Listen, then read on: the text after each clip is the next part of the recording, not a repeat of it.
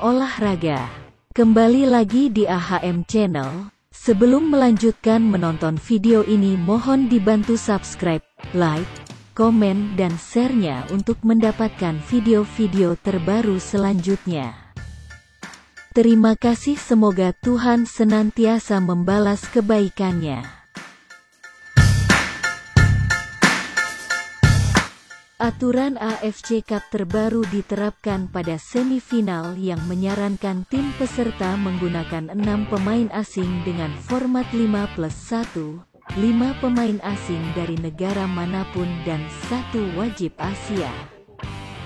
Aturan ini membuat tim yang lolos ke semifinal AFC Cup harus berpikir lebih keras soalnya tak semua liga domestik dari masing-masing negara peserta menerapkan format pemain asing 5+1. Seperti tim yang berkompetisi pada Liga 1 Indonesia yakni PSM Makassar yang lolos di semifinal AFC Cup zona ASEAN hanya diperbolehkan memakai 4 pemain asing dengan format 3+1 di liga domestik.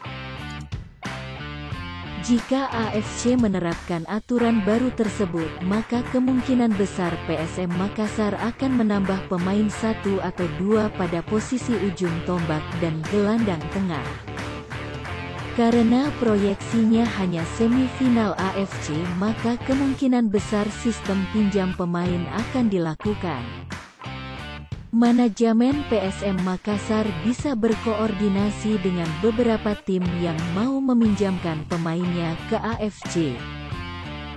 Sama yang dilakukan tim Persija Jakarta pada AFC Champions Asia 2018 lalu. Saat itu aturan yang digunakan 5+1, jadi Persija meminjam tambahan 2 pemain asing.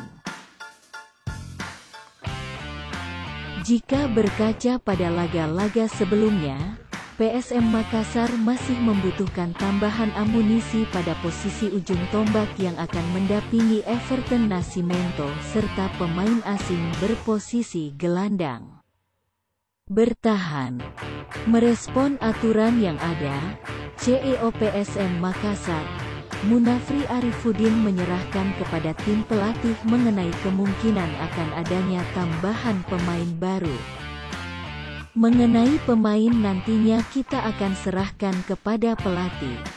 Kalau memang ada permintaan tambahan amunisi baru tentu kita akan upayakan, katanya. Menarik untuk ditunggu.